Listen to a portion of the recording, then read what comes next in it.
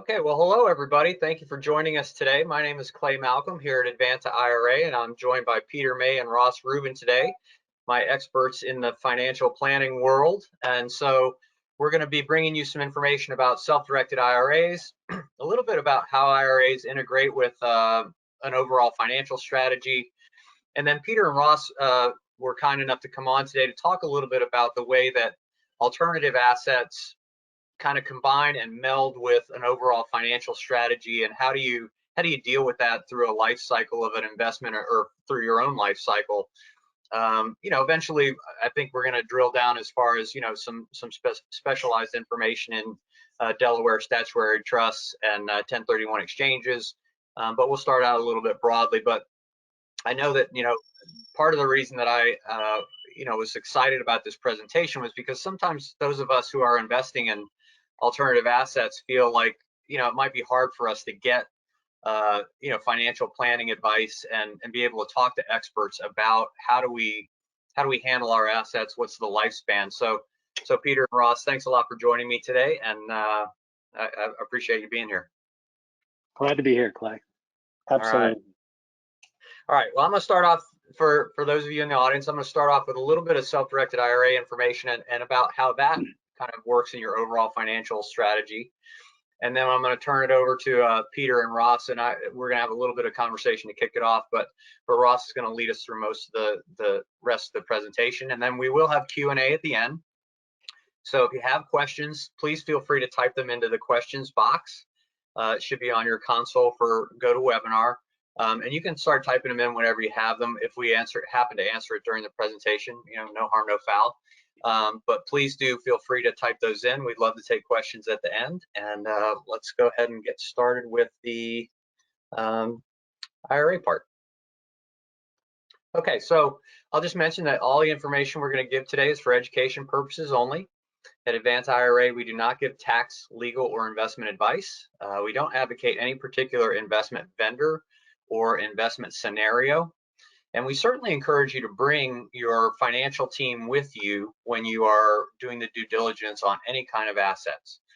So in a self-directed IRA model, unlike maybe a model at some banks and brokerage houses, there's not a lot of advice being given by us. In fact, there's none. And so you as the account holder are really the motive force behind the due diligence. What is it you're going to invest in, and negotiating that deal, and also making the management decisions through the life cycle of that investment. And so we encourage you to bring to bear everybody that you use to consult when you're making these types of financial decisions, because again, we're a very neutral part of the equation. Our job is really to document the activity of the account so that you get to keep the tax advantages, but we are not an entity that sells assets or advocates any particular investment strategy.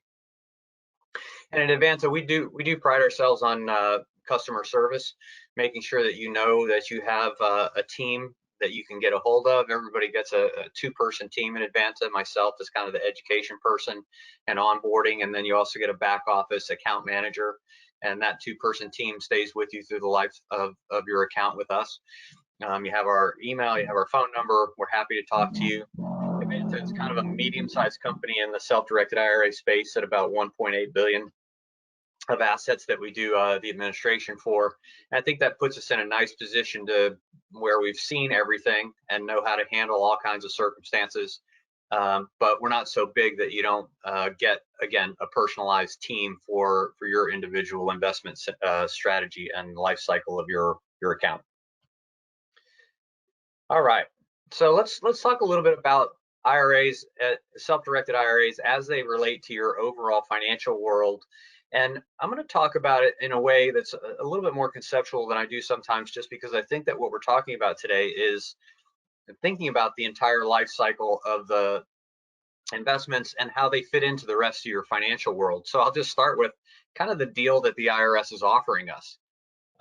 IRAs are essentially this proposition: hey, the government, we the IRS, will give you some tax advantages on certain amounts of money for years or decades, as long as you are qualified to make contributions and have the account open, and as long as you have money in there, we will give you these tax benefits. And you only need to really do two things. One is you have to have a qualified custodian, And the reason for that is because the IRS is tracking this money. It does have a tax event associated with it, and so they're tracking that money to make sure that the ultimate tax event in the sequence that they have out in the rules is going to be appropriate. All right, so the custodial part is part of the tracking mechanism. And again, as I mentioned before, our role is to document the activity of the account. And then there are some rules that you need to follow. Obviously, there's contribution rules, distribution rules, and there's tax benefits. This money that's going to be in this account is going to have different tax benefits or tax characteristics than your personal money. And in fact, an IRA is a legal and financial entity that's separate from you. You get to control it, of course, but it is separate from you. It has its own name, has its own bank account. It even has its own tax ID number, which is separate from your Social Security number. So that's really the proposition that they're giving us, this opportunity to put some money in this account and have it grow tax deferred. And the compounding effect of that is really, one of the great gets of the way that these accounts are set up. And we just have to follow have a qualified custodian and follow a few rules on how we invest. And when folks talk about a self-directed IRA, sometimes the vocabulary has gotten a little convoluted. So the self-directed is not an account type. It's really just a descriptive term that indicates that the account holder will have some sort of choice in terms of the assets that the account is going to invest in. So a self-directed IRA at a bank or brokerage house might say, well, we're the custodian for your IRA, but while it's here, it can only buy publicly traded securities as assets. And for the self-directed part, you get to choose between this list of mutual funds and this list of stocks and this list of ETFs or whatever it is. So it's self-directed because you're choosing those assets. But I would say in the more common language of investors, that self-directed IRAs actually is meant to indicate, or does indicate, that you are have your IRA with a custodian that handles alternative assets. And of course, that's our focus today. And so that can be real estate, it can be private lending, it can be private equity or private placements, cryptocurrency, precious metals. At the end of the day, your IRA is going to own one of three, and possibly new in the cryptocurrency age, four things. It's either going to own a thing, so some gold, silver, maybe a property, or it's going to own a debt instrument, so some sort of note or loan, or a placement in an entity of some sort, whether that is an LLC or a corporation or a trust or some other type of entity. So it's going to own some sort of equity or ownership position or shares of an entity. And now in the cryptocurrency age, it might own a digital thing as well. So, but at the end of the day, it's going to buy one of those things. And at Advanta IRA, we obviously specialize in the private or alternative assets rather than publicly traded. So we do a lot of real estate, cryptocurrency, private placement, and private debt. So if any of those strategies are part of your world, those can be combined with the IRA tax advantages. And because self-directed IRAs are not an account type, remember that the account types are actually the ones that you already know. So traditional IRA, Roth IRA. Some people are a little bit unfamiliar with the fact that a health savings account can also invest in this type of arena. It is an individual custodial account. It is not use it or lose it like a flex spending account. And so it can also be invested in alternative assets. We handle SEP IRAs and solo 401ks. Usually those are for self-employed folks. We also handle simple IRAs and education savings accounts. So these accounts stay exactly the same. Contribution rules are the same, distribution rules are the same, tax advantages are the same. The only thing that's really different is that instead of that money buying a stock or a mutual fund, it's going to buy a piece of real estate, or it's going to buy a note, a promissory note, or something like that. So that's really the difference. And as I mentioned before, and this is one of the things that I think is coolest about self-directed IRAs, you get to bring your own financial team and your own real estate team. Whoever it is that is your advisory team when it comes to investment strategies, whether you bring their expertise or whether it's your expertise, this is really, one of the things that is, I think, a real advantage of self-directed IRAs. We are, as a custodian, we're just an add-on, just taking care of the account, keeping it in good standing. But the strategy makers, the decision makers are your team, so you get to bring those. And this, I kind of jumped the gun on this, but I wanted to just remind you that, an IRA is a different entity than you personally, right? So it is an amount of money that can be put into a special place and invest and have the earnings be tax deferred so that it can compound and also have some tax advantages. Obviously, traditional IRA and Roth IRA are separate tax advantages, but those account types, even though those two tax statuses are slightly different, the mechanics of the account and the ability of that money to create tax deferred earnings and compound is the same. Yep. And one of the things that I always try to mention is that a lot of people feel like that their retirement account or their tax advantaged accounts are always static and have to stay where they are. Well, that's not necessarily the case. This is actually from the IRS website. It talks about the fact that a lot of your account types are mobile, so they can be moved, and often without tax and without penalty, from one account type to another, or from one custodian to another, more to the point of what we're talking about here. So if you have an IRA at a Schwab or a Fidelity or a bank, you can actually move that to Advanta IRA to invest in alternatives without tax and without penalty. So that is a move that is allowable. And 401ks and other retirement plans at companies where you no longer work, those are also mobile, meaning that they can be rolled over without tax and without penalty.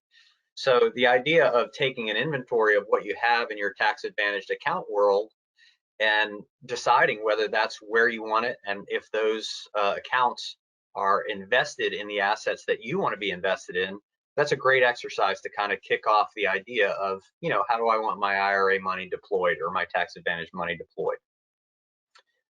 And I always like to talk about the entire investment sequence when we're talking about IRAs and other financial products. So there are factors that will go into the types of assets that you choose for your IRA. Things like cash flow or not. And sometimes that depends on your age, which I have down there at number 4. But some assets produce cash flow, some do not. Some produce cash later, some produce cash now. So thinking about your cash needs can be part of the way, and where you are on the distribution spectrum is also one of those things that you want to match up to make sure that your IRA investment is serving your overall financial picture. Some self-directed IRA investments are very passive, some are not, so they might take more of your time or less of your time, and you can get into the ones that match the amount of time that you want to put into it, depending upon the investments that you choose. Certainly risk tolerance comes into play when you're talking about any kind of investment. Certain investments are riskier than others, and that may or may not correspond to a better return or less return. So thinking about the risk and the return and how that works on the particular investments you're choosing and when the returns will come is all part of the fabric of how you create a plan. And I know that Peter and Ross are going to talk about this a little bit too, in terms of integrating the entire strategy for your financial picture. And your age, again, 59 and a half obviously is a threshold age that applies to both traditional IRA money and Roth IRA money. So whether you're taking distributions or not can have a lot to do with the assets that you choose in terms of its cash flow, when is it going to mature, and then certainly if you're in a traditional IRA format, if you're going to get into RMDs, how are you going to handle those? Do you have liquidity to handle them? Can you do them in kind, et cetera, et cetera? So thinking about all these things and asking your financial team about them and how are we going to handle these, and is the account set up for this, whatever this next phase of your IRA sequence is, or your age. That's really something that's important. And again, I've found a lot of account holders and potential account holders who talk to me and they say, hey, it's kind of frustrating sometimes, especially because my IRA is in alternative assets and I'm in alternative assets in my personal money. It's not always easy for me to find advisors that will talk about this and really think about the nuts and bolts of how to handle and manage those types of investments.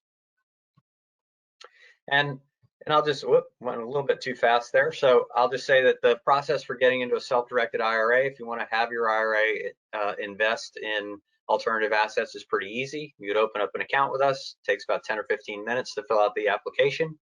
We get the account open in a business day. do the transfers and rollovers, so you need to put some money in, and you can also make contributions if you're eligible to. And then at that point, you're actually looking for the investments, and we start working on the investment paperwork to have your IRA close on whatever it is that you want to have your IRA purchase as an asset. We are, as I mentioned before, into education in a big way. So we like to have these seminars and educational webinars whenever we can, and whenever we can bring in expert panelists. We also have a lot of information on our website. Our blog keeps up to date with current events and things like that. So hopefully we can be an information resource for you all along the continuum of your investment spectrum there. And I'll also just mention real briefly that a lot of people ask, you know, since you can't give investment advice, how do we find investments?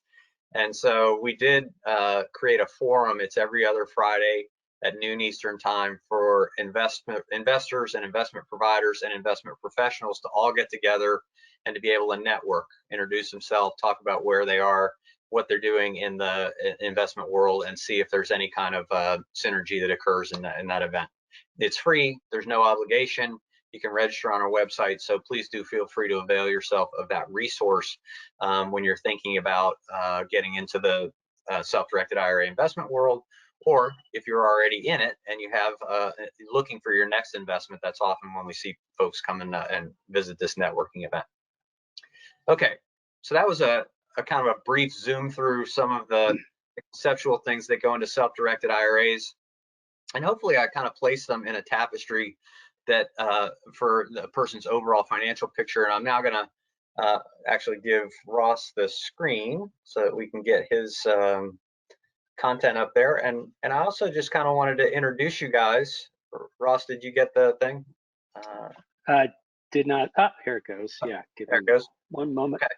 Yep. And so for those of you out in the audience, you know, again, the way that the idea for this webinar came about was, you know, I was talking to Peter and Ross, and we were talking about the fact that it is often kind of a difficult proposition for an investor who has a predisposition or likes to have and be in alternative assets, to get some professional advice, and also to think about how that works in the long-term financial picture, whether it's inside your IRA or outside your IRA. Alternative assets, you know, they create kind of a different world.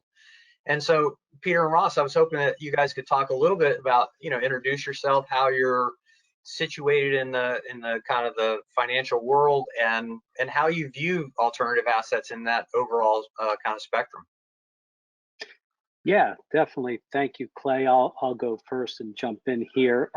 So Peter and I are financial advisors. We're part of an RIA, a registered investment advisory firm called Alpha Star Capital Management, which is based in North Carolina, Cornelius, North Carolina. We're from a fiduciary perspective, and by doing so, we're able to help people from a more holistic standpoint. You mentioned self-directed, and that's the basis of, you know, Advanta. And you know, we help many clients who are in fact self-directed, whether it be with their IRA or just with their non-IRA investments. And by giving that fiduciary advice, that's where we come from. I got into the business, gosh, about 17 plus years ago. Interesting story. I took over my father's practice. He had, at the time, died suddenly and unexpectedly. So I stepped in back in 2004 and then crossed paths with Peter, gosh, about 10 years ago. And he and I have been working jointly together, helping clients, whether they're individuals, business owners, kind of runs the spectrum of up and down. And really glad that we crossed paths with you, Clay, earlier this year. And I think there's a lot of synergy there, and glad that we're able to chat today. So with that, let me introduce Peter, let Peter introduce himself with his background. Go ahead, Peter. Thanks, Ross, and thanks, Clay. My name's Peter May, former CPA, former tax attorney, and now operate as a CFP, Certified Financial Planner, with I guess now we're kind of a little bit part of Team Clay. You know, it's nice to kind of ride his coattails a little bit and jump on. One of the things we work with is planning. We take a 4 quadrants approach, meaning any decision you make within your world hits cash flow, taxes, investments, and estate preservation. And one of the things I wanted to tip my hat to is you would normally think of Advanta IRA as, well, unless it's the IRA, we don't want to talk about it.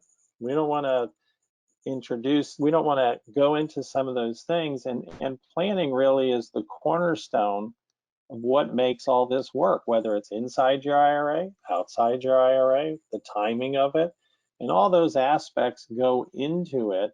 And that's kind of the nutshell of what a person would be looking like is, here's where I'm starting today, here's where I'm growing, and at the end of the day, what's my exit strategy going to be as to the business, retirement, and the part that I will introduce as part of the conversation is what we like to call the family office approach to life, meaning you don't have to be worth 100 million.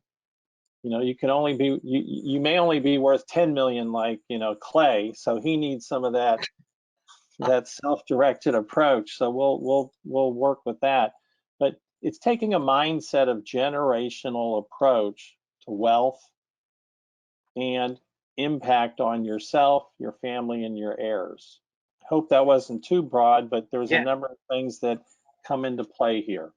Let me just amplify on a couple of things you said there, Peter, if I may. You know, you had mentioned, Peter, the 4 quadrant approach, which is tax planning, cash flow, investment positioning, and estate preservation.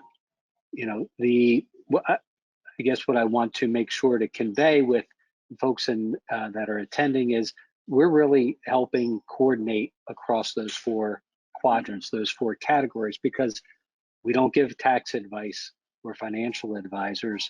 We don't give legal advice, but we do help coordinate those 4 quadrants of tax planning, cash flow, investment positioning, and estate preservation. So that's really important. And to your point, Peter, and those 4 quadrants, they're applicable at every level.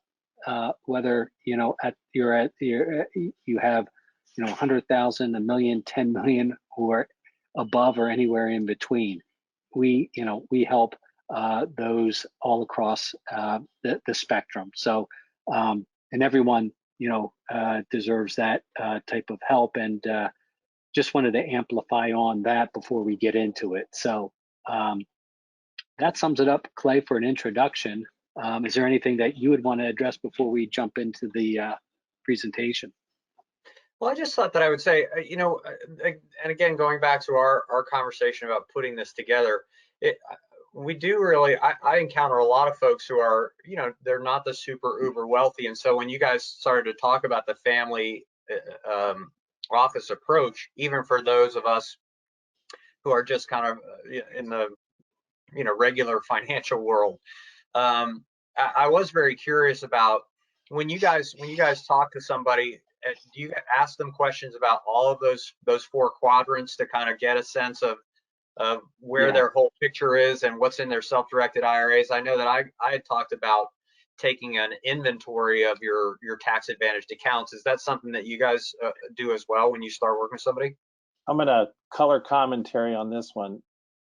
Ross comes across, and what he will approach the clients with is, even before you get to what you just said, Clay, is the 2 key critical questions, which kind of throw people for a loop.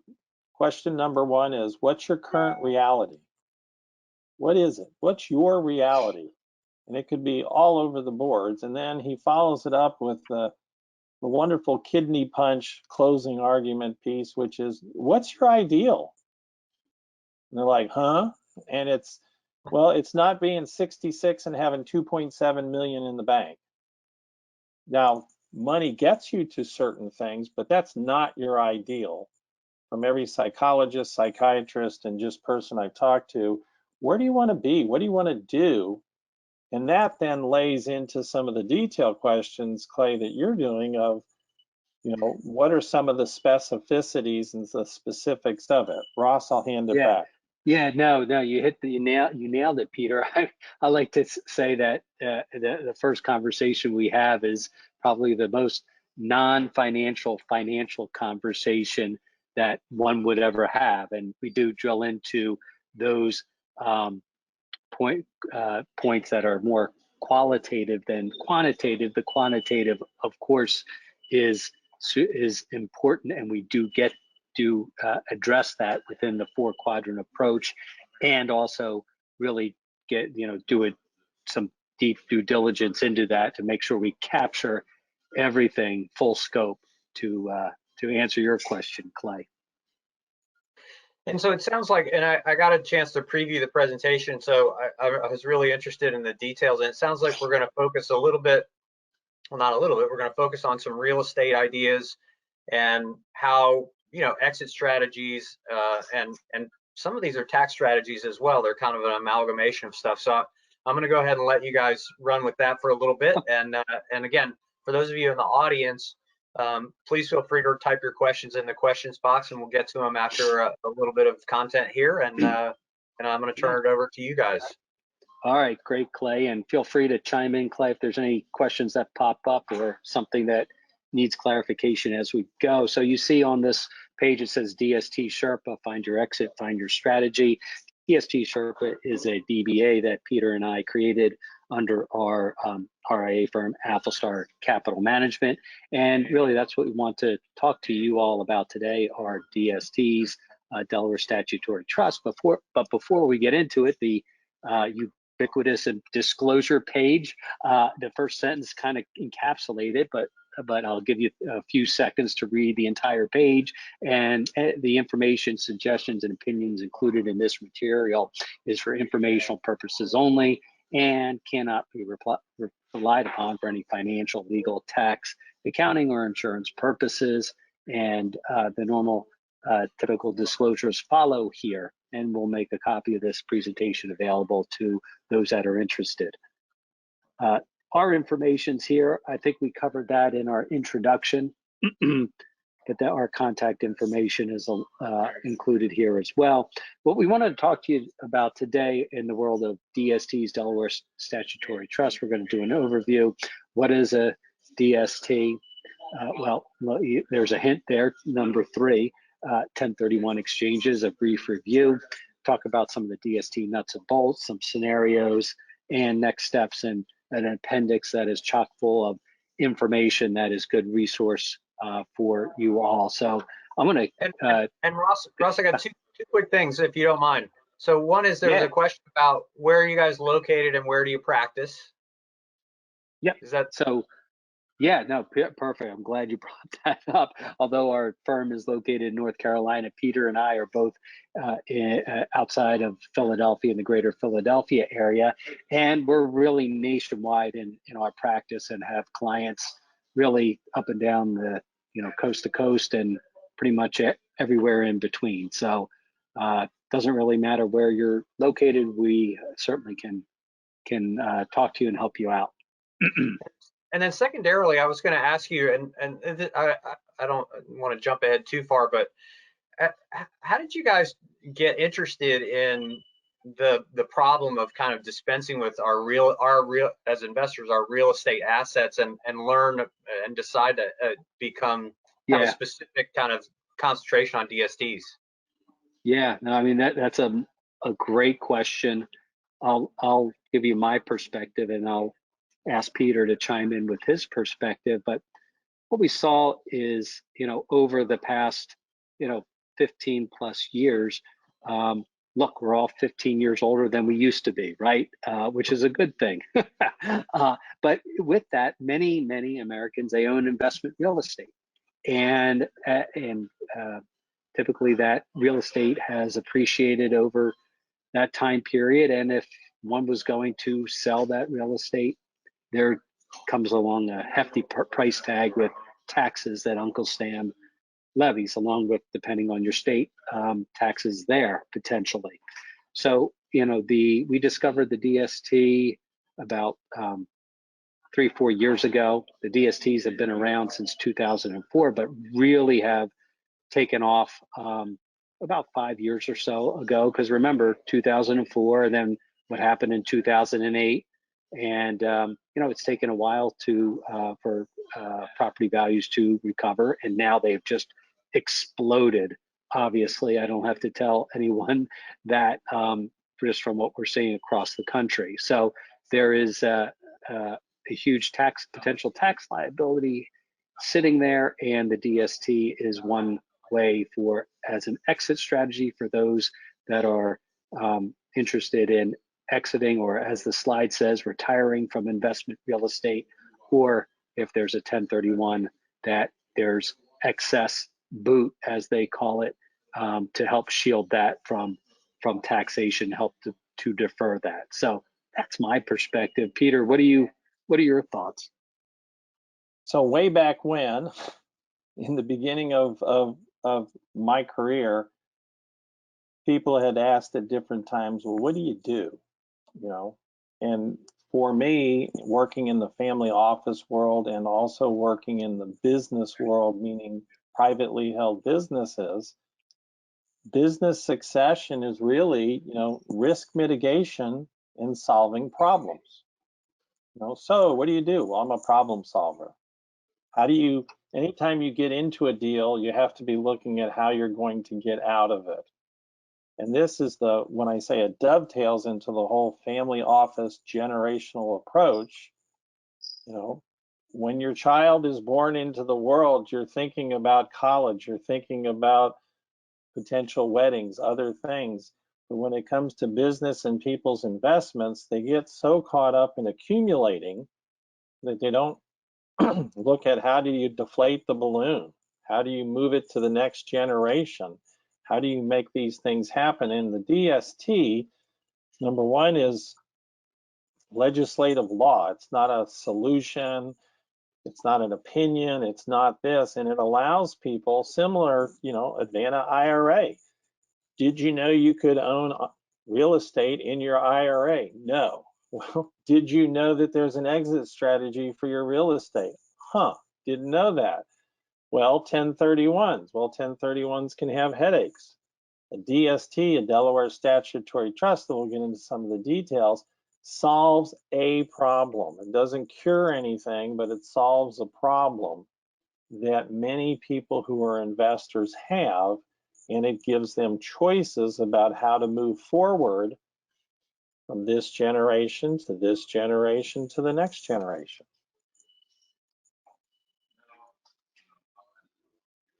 Thanks, All Ross. right. So, yeah, absolutely. On with the show. Yeah, on with the show. So, what? Here's a question: what is a DST?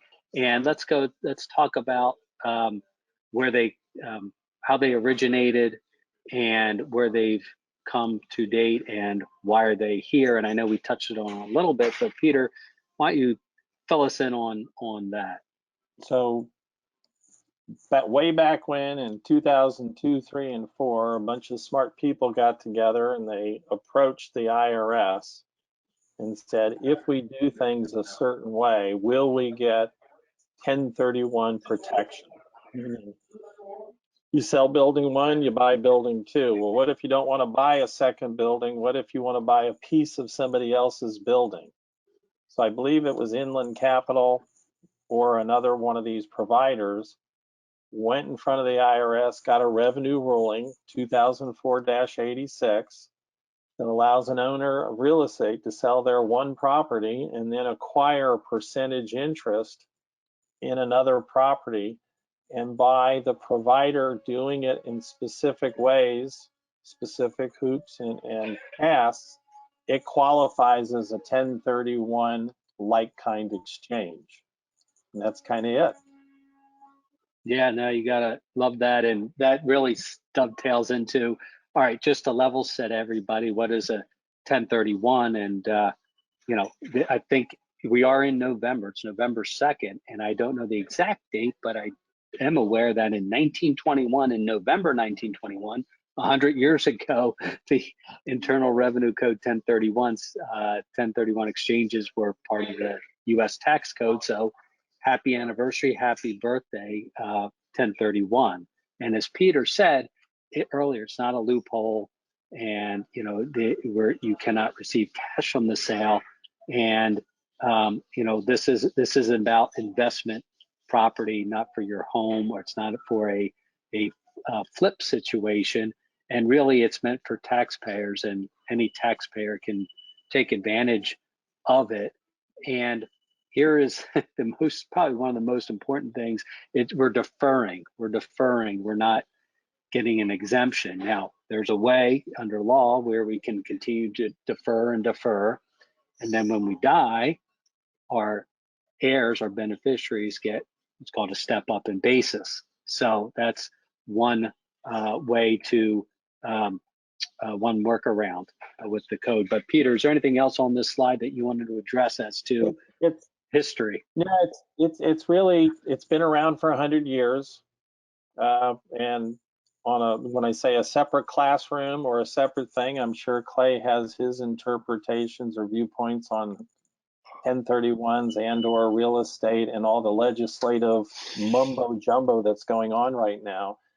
But it has survived yet another attack.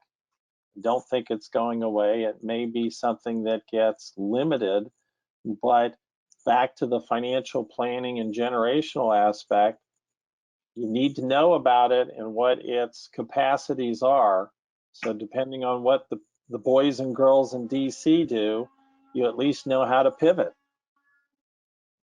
Absolutely. So that goes to the benefits. And look, there's two sides of this coin.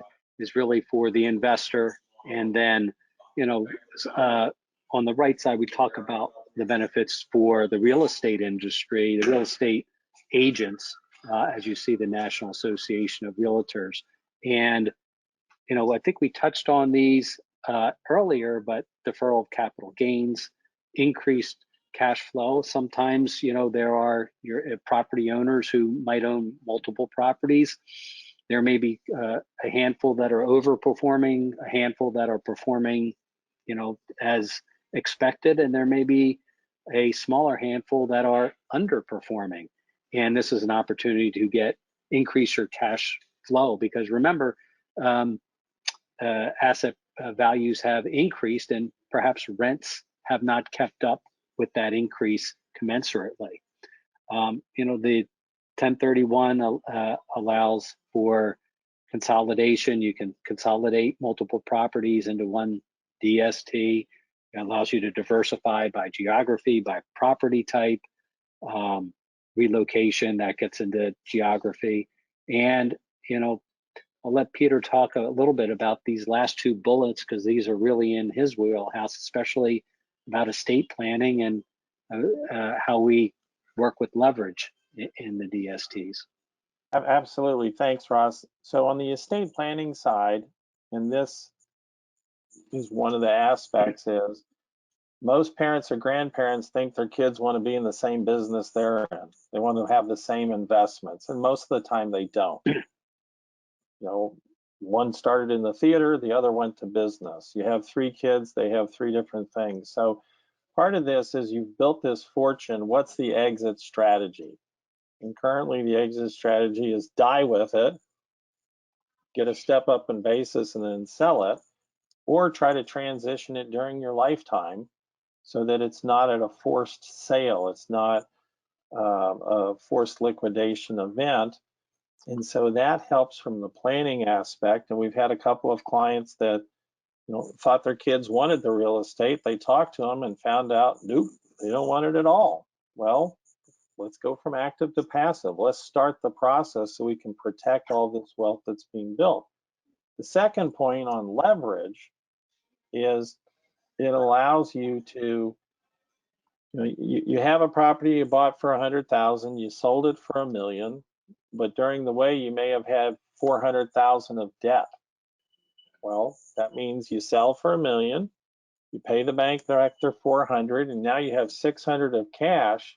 Unfortunately, the rules say you've got to find $1 million replacement property. So you've got to go out and borrow 400,000 with your 600 to find a replacement property.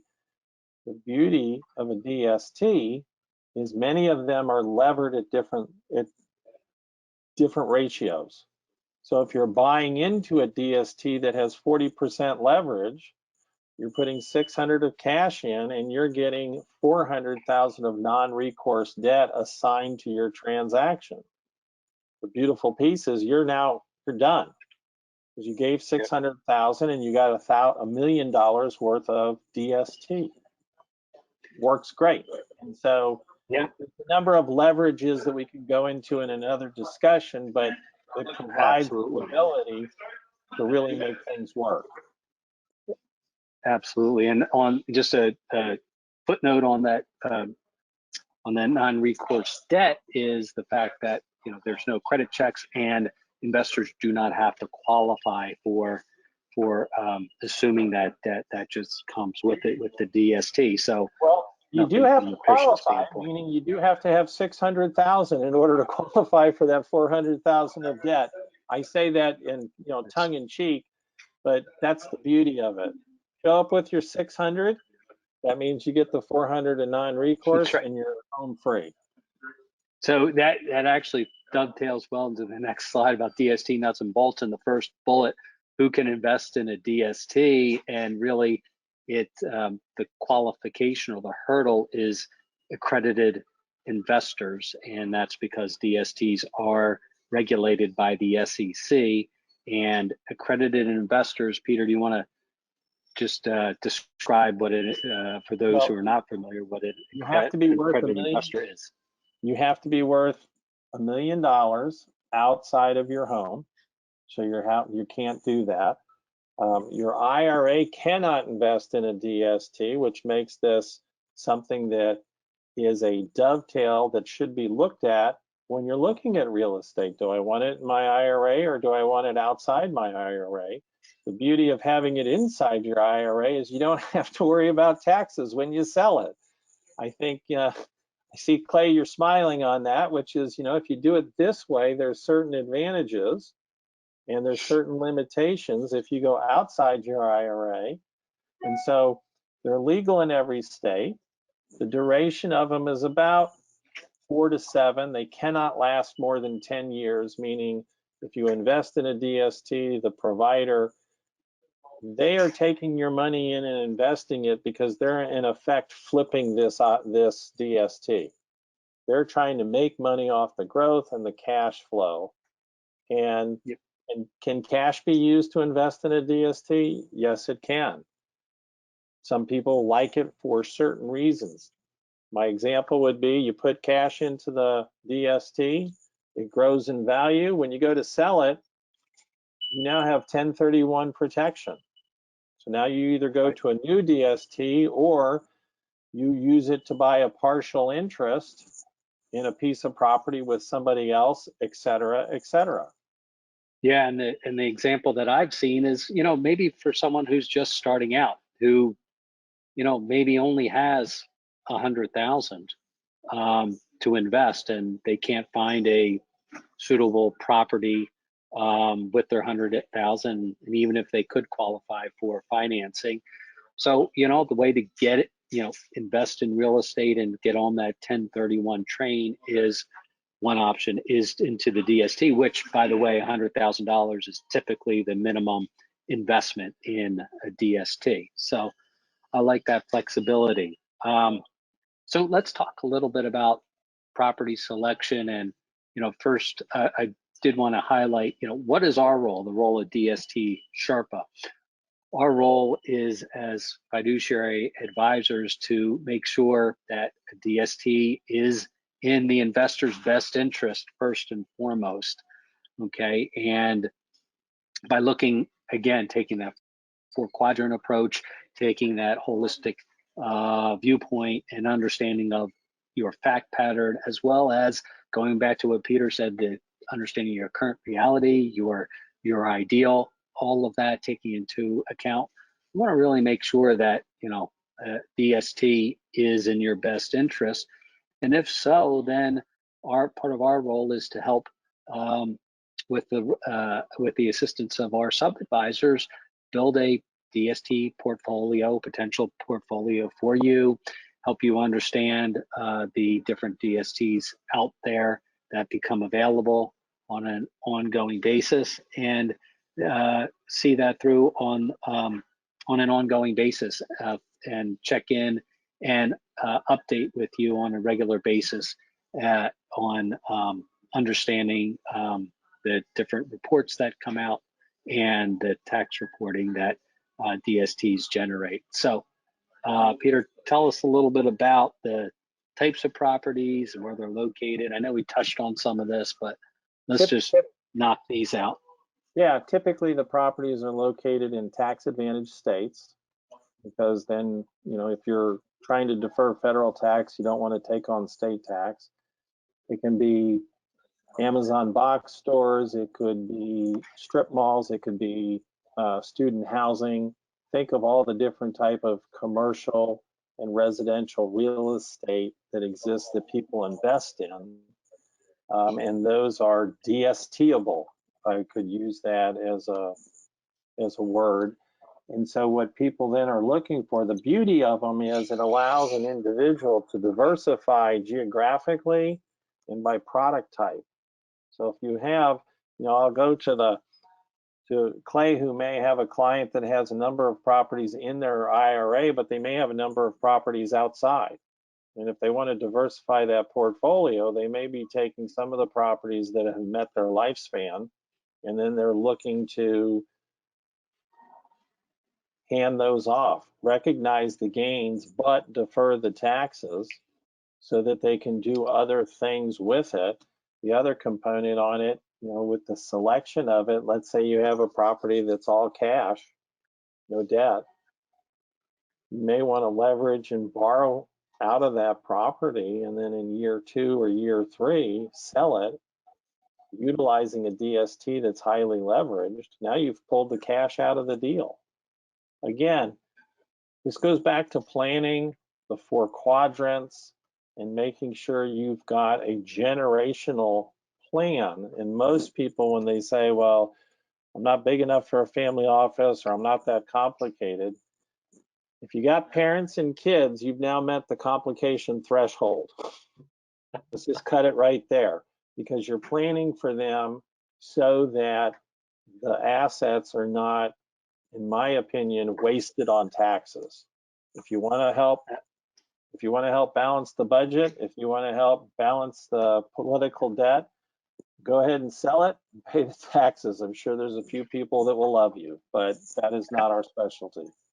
Absolutely. So let me just highlight on number 2, what types of properties are commonly offered. Look, everything from multifamily, industrial, Amazon, last mile distribution centers are an example, self-storage, medical office buildings, biotech facilities, student housing, senior housing. You get the idea. So how many DST properties are available? Look, there are about 40 DST sponsors that are out there. And you know, each one of them may have 1 or 2 available at any one time. Doesn't mean that all of them are worthy of your investment. How many may be selected? Look, like I said earlier, the minimum investment is $100,000. So even with a $300,000 investment, we can diversify into 3 different DST offerings. So you know, that's the beauty of it. You can build a nice portfolio. Let me touch on the last point, number 5. Are some properties more recession resistant than others? And I think we've been put to the test saying pandemic resistant over the past couple of years. And yeah, we have seen that, particularly in the world of the net lease retail. Think of the triple net lease types of operations, maybe anchored by necessity-based grocery stores or pharmacy chains, that sort of thing. So that is an interesting viewpoint. So let's talk a little bit about pros and cons, and you know, not to be negative, but let's flesh out, Peter. You know, talk about the cons first, just to clear the deck, so you know we can focus more on the pros. But So usually 3 bullet points. So let's talk three about bullet that. points. First one is pretty critical: lack of liquidity. So if you and real estate really isn't that liquid for the most part. If you own your $1 million rental property, you may be able to sell it next week in today's environment, but it's not as if you can you can borrow against it when it's personally owned or within your business. The DSTs, you really can't borrow against them. That's just a fact of life. It's not a get rich strategy, it's a stay rich. This is a risk mitigation strategy. What you're trying to do is protect and say, I don't want to pay a ton in taxes. I'd like to simplify my life because I'm tired of being the landlord. You know, if you enjoy being a landlord, then don't do this. If you really love the taxes, the tenants, and the toilets, don't do this. These are the parts that are detractors. The other part I'll tell you is if you, let's say, Clay, you own 2 properties and they're worth $1 million each, and that's your sole revenue and that's the bulk of your retirement. Don't do this with just those assets. You may want to take one of them and DST it and reinvest a portion of it, or take one of your properties for $1 million, sell it, and invest part of the proceeds in a DST, part of it in a new property, or just pay some of the taxes depending on what your bracket compression is. But this gets into suitability. This isn't suitable for everybody because it shouldn't be what you have. No different than in the Advanta world. If you are buying real estate within your IRA and you have no other cash to satisfy the RMDs, do not do this at home. The pros are pretty locked up. You know, you don't want to be a landlord. You'd like to pass these assets to your kids in the estate. Local real estate market has overheated. You have a property that's now a dog. It's not, you know, you're not losing money, but you're making 2 or 3% on your original investment, but it's quadrupled in value. That's part of it. It's aging, future repairs would be high, and you know, management gets to be a burden. If it wasn't, you know, if it was easy to do it, everybody would be doing it, and if it was easy to do it, everybody would be an Advanta IRA. It's not easy. What Advanta does, this isn't a commercial to segue, it's just you need people that can do the heavy lifting of your property and or the administration of it. So this alleviates that problem. Yeah, and you know, one of the things that will, as we start, I had a couple things I just wanted to jump in on. yeah, Sure. go ahead, Clay. Hey, Rob. Yeah. So there's a couple questions that came in that I want to address, and I also want to just do a little bit of a time check because we're closing in on an hour, because I was a little long-winded today. So first question was, are there different risk profiles for different DSTs? Yes. Yeah, there are, just like there are, you know, any type of real estate. So there's a different risk profile for, let's say, a multi-family versus industrial, an Amazon warehouse, or self-storage. And obviously there's a trade-off, risk return always. So, and then how leverage is deployed. So yeah, it does, we do need to get down in the weeds and look at all this when building a portfolio, and also making sure it matches an investor's risk tolerance and their expectations that go along with it. Excellent. And then the second question was, is there oh, I understand what they're asking. So is there a particular time in the real estate cycle of value, you know, gaining value and losing value and that kind of thing? Is there a particular place in that cycle where this is more attractive than others? I would say, yeah. Go ahead, Ross. You go do yours. No, yeah. Well, here's my take on that, Clay, and that's a really great question. What we're seeing today is those that are selling real estate that are, you know, that want to 1031, that want to defer. it's tough to find replacement property. It just is in this environment. So we're seeing a huge demand for DSTs now because of the fact that in many areas of the country, finding that replacement property is just tough within that 45-day identification period that you have. So the DST is also a great fallback position for an investor to have. Go ahead, Peter. And I would say, the question, I believe, again, was within the life cycle of the real estate, correct? Right. Right. Is it gaining value? Is it on the crest? Is it in the trough? Where's the right spot for it? I think is what they're asking. And then this isn't deferring it, but there's two components to it. There's the right cycle positioning of the investment, and what's your cycle? Who are you? Where are you at? And again, I dovetail it back to, our wonderful host. IRAs and owning real estate is good for certain people in certain times, and other times it's not as good. I won't say it's bad, but it depends on where the real estate is in its life cycle, and it depends on where you, the owner, are in your life cycle, depending on, and the third part is it depends on what other stuff is going on in your world that you've provided for. Simple example that I'll use on that is, you got a piece of property, it's gone up in value. You may think that you want to DST it, but if you don't have all other alternative assets to take care of long-term care needs, other things in your world, you don't want to be hamstrung by having this wonderful property that's going up in value, but now you're having to give away a piece of the interest, you're having to sell it, you're having to do things because you don't have this other cushion in place. So part of it depends, and part of it is there's something for everybody in this. It just takes a little bit more facts and circumstances other than the product. Thank you. Any other questions? Doesn't look like at the moment. I'm going to turn it back to you guys.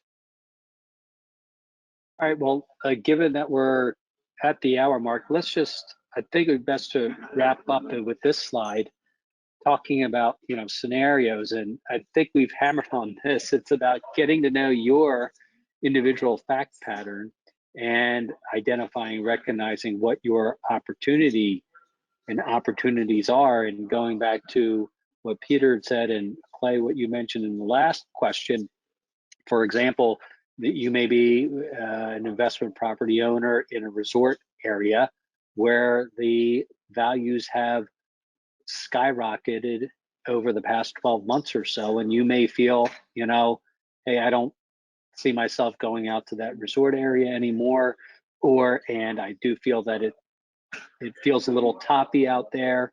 I may want to diversify out a little bit, and maybe something like self-storage, or something that is more on the industrial side, which is more resistant potentially, or historically has been more resistant to the ups and downs. Maybe it's time to think about that. So, it goes back to those two items there, your fact patterns and identifying and recognizing what the opportunities are. Peter, Absolutely. What do you have to add to that? I would say it's when I say getting to know your fact patterns, getting to know what your current reality is, and again, for dovetailing it, similar, Clay, to what you do, which is, what type of tax deferred investments do you have? What are your different vehicles? I didn't realize HSAs could be such a leverageable item, but they are within the world of real estate and self-directed IRAs. So understanding the client's fact patterns and understanding their viewpoint towards their real estate. Is this something that they've owned property in New York, but they're going to move to Florida or Texas or Arizona or a tax haven? Do they really want to be managing property from across the country? Do they like the cash flow that they're having? There's a number of options in there, and then looking at your opportunities A lot of people have come to us and said, I didn't realize you could do this. I thought it was only for the uber wealthy. I mean, oh my God, owning part of an Amazon warehouse, I figured you have to be part of a family that has at least 50 million of net worth, and it's not. It's, you know, when I say 100,000, I have to pinch myself because that's a low threshold, but it still shocks me from my old days. And those are the kind of things that you're looking at to say, know what your fact pattern is, work with your advisor to make sure they know what is out there. And again, I'll tie it back, Clay, you know, not all self-directed IRA custodials are the same. Right. And that's not a bad thing. It's just some people are over here in stocks and bonds. That's what they do. That's their wheelhouse and that's their lane. Oh, you want to own gold? You want to own something else in it? Well, we don't really do that. That's okay. It's okay that they don't do it. Figure out who needs to be behind you for what you do want to do. Gotcha. Gotcha. Did I bore Ross and he just left? Oh, I'm here. I'm here. Hang on. Let me. And Ross, There I am. why don't I go ahead and put your contact information up there? There's a couple more questions that I'll just unless there's another slide or two that you wanted to get to. No, Let's go ahead with the questions and wrap up. Yeah, absolutely. We can get to those questions. Okay. So let me share my screen. And I'm sure if they don't have a microscope, Clay, you will provide them a web address that you don't need bifocals and have to mash your face up to the screen.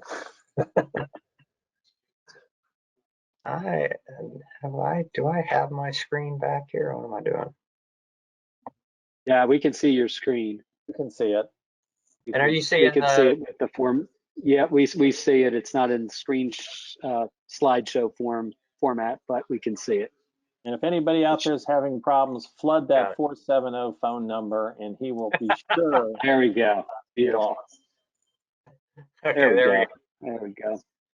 All right. Okay, so the first of the questions that's in is, are you saying that the client gets to ask you or tell you what types of assets they want to be in when you work with them? That's what their question is for you. Do they get to come to you guys if they're working with you and say, hey, I want to be in self-storage or I want to be in Amazon or that kind of thing? Is that easy? Absolutely. We're agnostic. You know, look, we're fiduciary. So if they say they want to, we want to make sure that that's in their best interest and make sure to understand that. But yeah, you know, if self-storage is their thing and there's, you know, some great benefits to self-storage, yeah, and it depends at the time really with the DSTs because they're, you know, a $50 million DST comes out for syndication, and that may be syndicated out in a matter of a couple of weeks or less, depending on the type. So you're in your 45-day window identification period, and you know we have our resources to really look at everything that's available. And you know, if someone likes self-storage and that makes sense for them, then you know if there is self-storage available, we'll make sure that that is part of their DST portfolio. Interesting. And then this other one is, I'm sure it's just because we started talking about tax tools and the end result of things. So they're asking, what is your view of opportunity zones? They are something that are worthwhile to investigate. It's typically, and this is not tax advice, but this is tax knowledge, I have to put it out there. Opportunity zones come into play where you are reinvesting your capital gains. So if you sold $1 million of Apple stock that you bought for 100,000, or it's the 900,000 that you're deferring, you do get an advantage for if you keep it there up until a certain year. So you get a deferral on the tax if you stay longer. The part that I think is interesting about opportunity zones is it allows you to be socially responsible investor. Put your money where your mouth is. If you want to help a community and they're an opportunity zone, you can pump money into there, invest in it, and if you hold it for 10 years, no capital gains on your initial investment. That's an overview. If somebody has specific questions, I'd be happy to help them or pontificate. I think they're worthwhile to be looked into. The challenge to it is it's a little bit longer term, and some of the opportunity zones don't produce cash flow for a couple of years. So if you're worth 10 million and you got $1 million gain, it may be for you. Happy to help you with that. Anything else? Those are the ones that I have in, and seeing as where we are on time, I think that let's go ahead and close it up. So first of all, I want to thank you both for coming and sharing your expertise with us. Do you have any closing thoughts for the audience? I would just say, well, first, thank you, Clay, for the opportunity for us to share this afternoon and this morning, depending on where folks are around the country.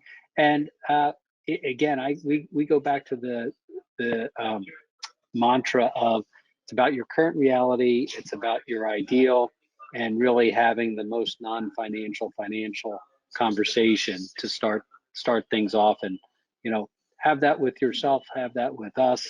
But really, that's a great starting point for most everybody, it seems like. My closing comments are: education is what we live for. The sooner you know about something, the sooner you'll be able to get into and use these tools and techniques to your advantage. You may not be in the process of selling today. You may not even be investing in real estate yet, but you need to learn about it well in advance of the closing date of your real estate settlement. I can't harp on that enough. And for people like ourselves and for Advanta and Clay, we're here to educate, because until we educate you about what your options are, you really don't know what you don't know. And that would be a travesty to have those opportunities take place and not leverage it, because it's free money for the next generation. Right. Well, thank you both, gentlemen. I really appreciate it. And thanks everybody out in the audience for joining us today. And I hope that this information was helpful. Our contact information is on the screen, so please do feel free to reach out to us if you have follow-up questions or things that you didn't get answered in the presentation. And we're happy to be a resource. As Peter was saying, we're all educators and happy for you to just learn about the tools so that you have them in your tool belt. And yeah, thanks everybody for joining us, and hope you have a great day and a safe one, and we'll see you on the next broadcast. Thanks. Thanks. Bye-bye.